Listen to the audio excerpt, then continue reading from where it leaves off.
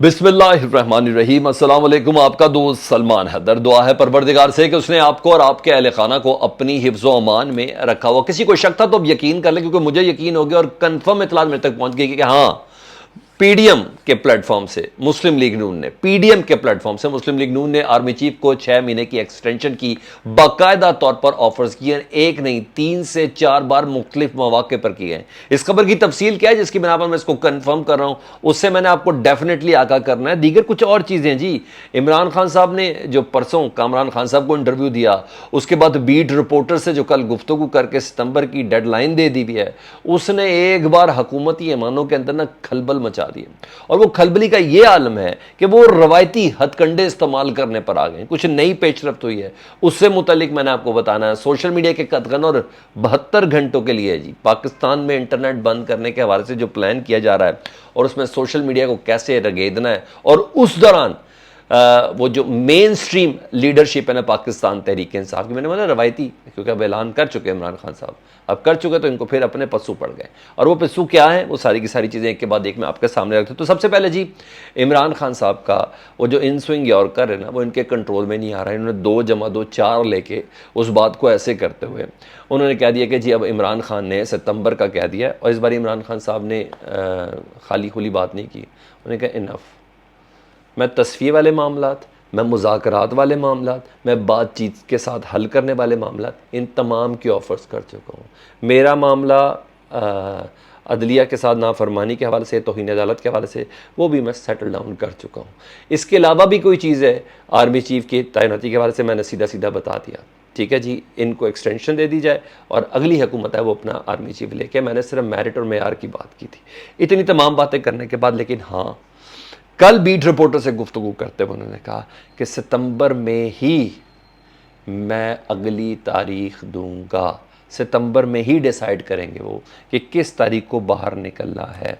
Simple सी बात है, long मार्च के लिए। तो अब जारी बात राना सनाउल्लाह फैक्टर एक्टिव और दीगर भी कई फैक्टिव हैं, उसमें राहत कोई काम डाल गया जी। सबसे पहले सैफुल्लाह न्याजी चीफ ऑर्गेनाइज़र, बार बार आपको बता रहा हूँ, सैफुल्लाह न्याजी को आप ईजी ना ले, वो साहब मेन स्ट्रीम मीडिया पे कम आते हैं, मगर जिसे कहते हैं ना मेन करेक्टर है, चीफ ऑर्गेनाइजर है, हर चीज़ इमरान खान साहब के रिलेटिव भी हैं, मेन आदमी है सैफुल्लाह न्यासी। उनके घर में बाकायदा तौर पर छापा मारा गया, पहले रेकी की गई, छापा मारा गया, उनका लैपटॉप, उनका मोबाइल, उनकी बीवी का मोबाइल ले गए। क्यों भाई? वजह यह है इमरान खान की प्लानिंग के हवाले से कोई मवाद लेना होगा कि किसी तरह इमरान खान को कॉम्प्रोमाइज़ करा सके। बात यही नहीं हुई। सुबह सुबह मैंने आपको खबर दे दीजिए कि अब अगले 2 टारगेट है, मैंने सबसे पहले ब्रेक की थी, अगले 2 टारगेट हैं, 2, मुराद सईद और फवाद चौधरी हैं। दीगर अफराद भी, असद उमर के घर की भी रेकी हो रही है और मुसलसल ये काम हो रहा है जी। और इनका गिरफ्तारी का प्लान है मुराद सईद और फवाद चौधरी की, क्योंकि दोनों बॉस स्पूकी हैं। मुराद सईद की आवाज़ पर खैबर पख्तूनख्वा बाकायदा अपना कॉन्टैक्ट देता है, अपना कंसर्न देता है। इसी तरह तर्जुमान फवाद चौधरी, उनकी बात बड़ी मीनिंगफुल है पाकिस्तान तहरीक इंसाफ के हवाले से। इन दोनों को गिरफ्तारी का प्लान है। तो जिस तरह इमरान खान साहब के प्लान की डेट करीब आ रही है ना, हुकूमत बहुत ज़्यादा इस्तराब का शिकार है। और मेरे पास इतला दिए हैं कि तमाम रहनुमाओं की, मेन स्ट्रीम रहनुमाओं के, अभी काउंटर प्लान बताना जो पीटीआई ने बनाया इसका, वो भी आपको भी बताना है मैंने, तो आप बेफिक्र हो जाए। इन्होंने भी कुछ और किया हुआ जी, जो पंजाब की नून लीग की क़यादत ने किया हुआ, सेम वही चीज़ की भी है, वो भी मैं आपको बता देता हूँ।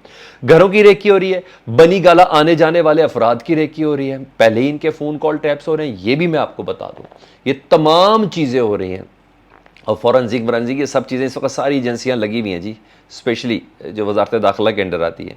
और FIA की गिरफ्तारियों का खदशा है, स्पेशली फवाद चौधरी, मुराद सईद को, इसलिए उन्होंने इस्लामाबाद हाई कोर्ट से रजू कर लिया। उम्मीद यह है कि कल ही इनकी दरख्वास्त सुन ली जाएगी कि इनको डराने धमकाने के लिए तमाम कोशिशें की जा रही हैं गिरफ्तार करने के लिए। तो मैंने आपको बताया कि हुकूमत बुखला कर, क्योंकि इमरान खान साहब ने डेट दी, कोई भी हुकूमत होती ऐसी ही करती ना, रवायती तरीके तो यही है, पहले भी 21 मई को यही किया था, अभी भी इन्होंने यही करना। तो ये था। अब काउंटर प्लान क्या तैयार किया पाकिस्तान तहरीक साहब ने, कहा जिन लोगों ने इस तहरीक को रन करना है ना, जी हाँ, उन तमाम अफराद को, वो जो तमाम लीडर्स हैं, जिसमें फवाद चौधरी हो गए, मुराद सईद हो गए, इन तमाम को सूबों में मुंतकिल होने के अहकाम दे दिए गए हैं।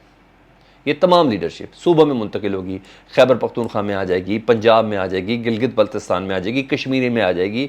वहाँ से बाकायदा तौर पर लॉन्ग मार्च को लीड करेंगे ये लोग, ये तमाम अफराद। तो पीटीआई का प्लान ये है और वहाँ से इस्लामाबाद में ये दाखिल होंगे लोगों के साथ। मैं लॉन्ग मार्च का प्लान, काउंटर प्लान बता रहा हूँ पाकिस्तान तहरीक इंसाफ का, और बहुत कन्फर्म बता रहा हूँ जी। अच्छा, 72 घंटों की इतला चल रही है बाकायदा सोशल मीडिया पर, और ये ऐसे नहीं चलती कि 72 घंटों के लिए नेटवर्क बंद कर दिए जाएंगे और इन 72 घंटों के अंदर जब नेटवर्क ही नहीं होगा, जब इंटरनेट ही नहीं होगा तो ख़बरें कैसे आएंगी। तो उस दौरान नक्से अमन का ख़तरा कह के पाकिस्तान तहरीक इंसाफ की क़यादत के काफ़ी जो टूल्स हैं, जिसमें मेन स्ट्रीम असद उमर तक के हवाले से बता रहा हूँ मैं आपको, इनको गिरफ़्तार करने के भी बाकायदा तौर पर प्लानिंग की जा रही है। 72 घंटों के लिए नेटवर्क को ये बंद करेंगे। इससे ज़्यादा क्या फाशिस्ट निज़ाम होगा अगर ये ऐसा करें? क्या होगा इससे ज़्यादा क्या कदगन लगेगी आज़ादी इज़हार राय पर? इससे ज़्यादा क्या पाबंदी लगेगी सर? और ऐसी बात नहीं है, परेशान है ये। दूसरी बात सुन लेना, पीटीआई सोशल मीडिया से ये परेशान है, और इतने परेशान हैं कि इमरान खान साहब को इसकी इतला मिल गई। इमरान खान के ये सोशल मीडिया को बंद करना चाहते हैं पाकिस्तान तहरीक इंसाफ के।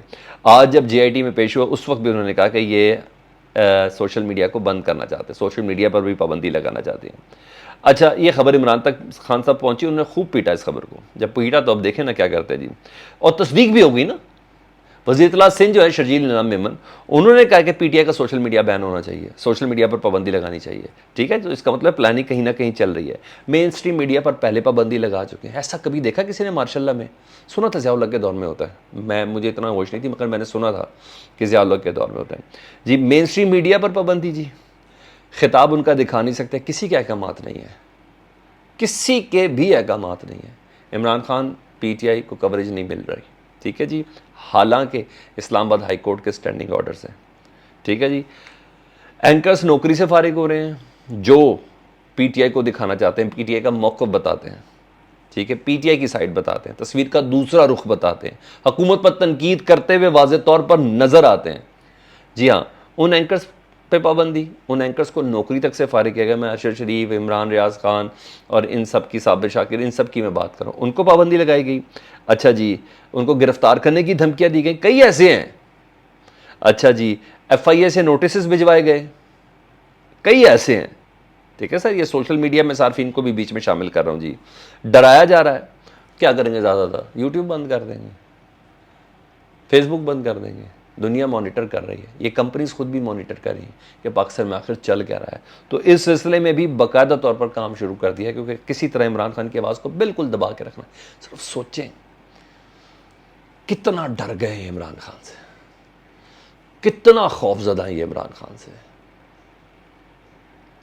कितना खौफजदा। Social media, mainstream media, anchor, सहाफ़ी, सब ये पतली की हुई हालत इन लोगों की। ऐसे थोड़ी होता है, जब जब रोकेंगे तहरीक बढ़ती है। मैंने तो हिस्ट्री जो पढ़ी है ना, मैंने तो ऐसी ही पढ़ी है।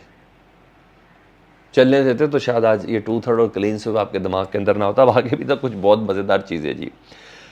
तस्दीक सुन ले जी, ये तस्दीक हो गई है जी। एक बार फिर मुझे हुकूमत ने आर्मी चीफ जनरल बाजवा साहब को 6 माह की एक्सटेंशन की ऑफ़र की थी। ठीक है जी, और ये ख़बर इमरान खान साहब तक पहुंची। ये प्लान जो था ये दरअसल जरदारी साहब का था। जरदारी साहब ने कंसेंसस बनाया जी शहबाज शरीफ साहब के साथ कि 6 महीने या 1 साल की टेक्निकल बुनियाद पर आर्मी चीफ को एक्सटेंशन देने की ऑफ़र करनी चाहिए, और ऑफ़र की है। और इसकी तस्दीक एक और साहब ने की है जी, सीनियर साफ़ी हैं मुबशर जैदी साहब। आमतौर पर इस तरह की खबरें वो ब्रेक नहीं करते, कभी भी नहीं क्लेम करते, मगर जब करते तो बड़े सॉलिड वे में वो करते हैं।